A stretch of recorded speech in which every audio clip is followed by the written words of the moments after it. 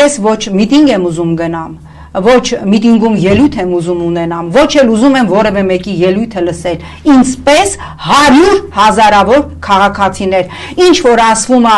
հանրահավաքներում, անկախ նրանից այդ հանրահավաքը ով է կազմակերպել, ես էլ, դուք էլ, Հայաստանի Հանրապետության շարքային քաղաքացիներ, 1000-ապատիկ ավելին գիտենք, 1000-ապատիկ ավելի գրագետ կարող ենք ձևակերպել, երեկ լսում էի գյումրեցի կանանց, 1000 անգամ ավելի հստակ կոնկրետ դիպուկ բնութագրեցին իրավիճակը եւ տվեցին լուծումներ ինձ հանրահավաք պետք չի ինձ ոչ մեկի ելույթը պետք չի ինձ պետք է կոնկրետ գործողություն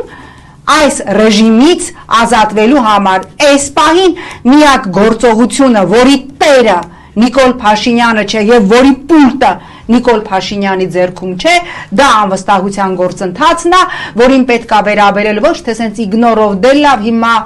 գնացեք ձեները հավաքել, այլ պիտի հավաքական ընդդիմության ողջ ռեսուրսը ուղղել անվստահության գործընթացը կյանքի կոչելու համար։